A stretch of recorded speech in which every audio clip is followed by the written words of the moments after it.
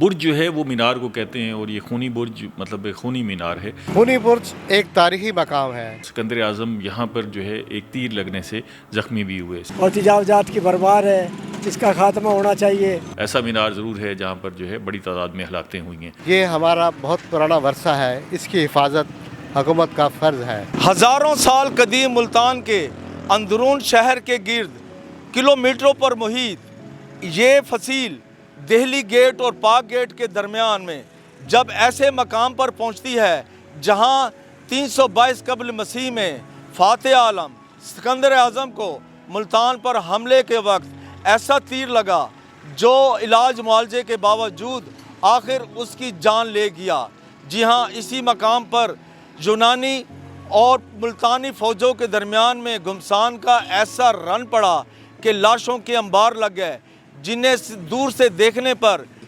لاشوں کے مینار یا برج کا گمان ہوتا تھا۔ اسی خون اشام جنگ و جدل کے باعث یہ مقام خونی برج کہلایا۔ وہ خونی برج کا مقام ہے، ملتان کا بڑا اہم تاریخی مقام ہے۔ برج جو ہے وہ مینار کو کہتے ہیں، اور یہ خونی برج مطلب ایک خونی مینار ہے، اور اس کے حوالے سے شہرت یہ ہے کہ یہاں پر جو ہے سکندر اعظم جب واپس یہاں سے جاتے ہوئے اس مقام پر پہنچے تو یہاں ملتان کے مقامی لوگوں سے اور مقامی فوجیوں سے ان کی ایک خونی لڑائی ہوئی، جہاں پر جو ہے وہ لاشوں کے انبار لگ گئے، اور سکندر اعظم یہاں پر جو ہے ایک تیر لگنے سے زخمی بھی ہوئے۔ سکندر اعظم کا تعلق یونان سے تھا، اور پھر سکندر اعظم نے اس خواہش کا اظہار کیا کہ انہیں یونان واپس لے جایا جائے، اور یہاں سے انہیں واپس لے جاتے ہوئے یونان لے جاتے ہوئے ان کو جب وہ مصر پہنچے تو سکندریہ کے مقام پر ان کا انتقال ہو گیا تھا، تو سکندریہ میں ہی ان کو دفن کیا گیا۔ وہ سکندریہ کا نام بھی وہ الیگزینڈر کی وجہ سے، سکندر کی وجہ سے سکندریہ ہے، جو مصر میں موجود ہے، اور وہاں پر یہ مدفون ہے۔ تو یہ ایک رائے یہ بھی ہے کہ یہاں پر جو ہے رنجیت سنگھ کے دور میں دیوان مول راج جو ملتان کا حاکم تھا، اس کے اور انگریزوں کے مابین جو ہے خونی برج کے مقام پر شدید لڑائی ہوئی، اور اس لڑائی کے نتیجے میں جو ہے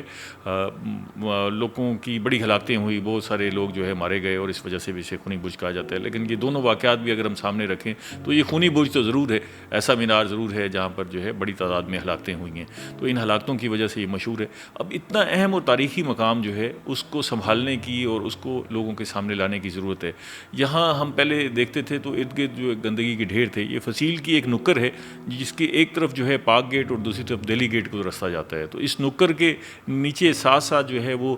سیوریج کا نظام بھی ہے، جس کی وجہ سے یہاں پر تعفن پھیلا رہتا ہے اور تجاوزات کی بھرمار ہے۔ پاک گیٹ اور خونی برج کے درمیان علاقے کو جو ہے وہ بہتر کیا گیا، اور اس فصیل کے ساتھ ساتھ تجاوزات ختم کر کے اسے بحال کیا گیا تھا، اور ایک وارلڈ سٹی پروجیکٹ کے تحت بھی اب اسے جو ہے وہ بہتر کرنے کی کوشش کی جا رہی ہے۔ لیکن ماضی میں اٹلی نے ہمیں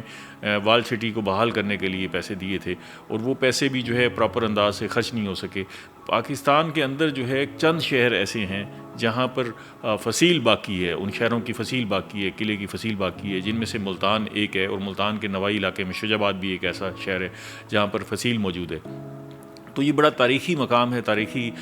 جو ہے وہ فصیل ہے، اور تاریخی جو ہے یہ علاقہ ہے، تو اس کی بحالی کے لیے بڑی اشد ضرورت ہے، کام کیا جانا چاہیے، اور خاص طور پر اس کی تاریخ کے حوالے سے جو ہے وہ چیزیں سامنے لانی چاہیے۔ اور جیسے ہی ہمارے باہر سے لوگ وزٹرز سیاح یہاں ملتان کا دورہ کرتے ہیں، آتے ہیں، تو انہیں اس تاریخی مقام کو ضرور دکھانا چاہیے۔ اب آپ دیکھیں کہ خونی برج کے مقام پر نہ صرف اس حوالے سے تاریخ لکھنا ضروری ہے، لیکن آپ کو کوئی بورڈ نظر نہیں آئے گا، کوئی انفارمیشن نظر نہیں آئے گی۔ اگر کہیں اس قسم کا مقام کہیں کسی اور دنیا کے کسی اور خطے میں ہوتا، کسی اور ملک میں ہوتا، تو انہوں نے اس کو ایک مانیومنٹ کی صورت میں پیش کرنا تھا۔ یہ پلان بھی تھا کہ خونی برج اور پاک گیٹ کے درمیان جو ہے مانیومنٹ بنانا ہے، اور اس جگہ کو جو ہے اس دیوار کو خوبصورت بنانا ہے۔ کوشش تو کی گئی، لیکن وہ اس انداز سے بحالی نہیں ہو سکی جس انداز سے ہونی چاہیے۔ تو میری یہ مطالبہ بھی ہے اور رائے بھی ہے کہ وال سٹی کے حوالے سے جو کام ہونا چاہیے اس کو تیزی سے کیا جائے، تاکہ یہاں پر نہ صرف خونی برج کی تاریخی اہمیت کو جو ہے برقرار رکھا جا سکے، بلکہ اس کو بحال کیا جا سکے، اور اس کے ساتھ ساتھ جو فصیل ہے خاص طور پہ پاک گیٹ کی طرف اور دہلی گیٹ کی طرف، ان دونوں طرف کی فصیلوں کو صاف کر کے ان کو جو ہے ان کی تاریخی اہمیت کو بحال کیا جائے۔ مچھلی مارکیٹ کے پہلو میں واقع خونی برج، جہاں کبھی لاشوں کے انبار لگے تھے، اب وہ علاقہ تجاوزات کی بھرمار میں گھرا ہوا ہے، اور سرخ اینٹوں سے چنی ہوئی خونی برج کی بلند و بالا فصیل پر پوسٹر لگے ہیں، تشہیری بینر لٹکے ہوئے ہیں، اور اس فصیل کے ساتھ ساتھ لمبی قطار میں آپ کو گدھے گھوڑے بھی بندھے ہوئے نظر آئیں گے۔ تاریخی فصیل کو ثقافتی درجہ ملنا چاہیے۔ یہاں جناب جو گندگی کے ڈھیر لگے ہوئے یا جناب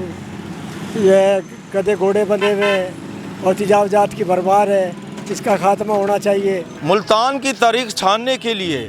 دنیا بھر اور پاکستان سے آنے والے سیاحوں کو خونی برج پہنچ کر اس کی ابتر حالت دیکھ کر مایوسی ہوتی ہے کہ جہاں فاتح عالم سکندر اعظم کا حملہ پسپا ہوا، خونی تیر لگا، اس خونی برج کو محفوظ بنانے کے لیے کیوں خاطر خواہ اقدامات نہیں کیے گئے؟ خونی برج ایک تاریخی مقام ہے، اس کو محفوظ بنانے کے لیے حکومت کو کچھ کرنا چاہیے۔ یہاں نشیوں کے ڈیرے ہیں، صفائی کا انتظام بھی صحیح نہیں ہے۔ یہ ہمارا بہت پرانا ورثہ ہے، اس کی حفاظت حکومت کا فرض ہے۔ مچھلی مارکیٹ کے پہلو میں واقع خونی برج کو تاریخ نے تو اپنے اندر سمو لیا، لیکن سرخ اینٹوں سے چنی ہوئی خونی برج کی یہ فصیل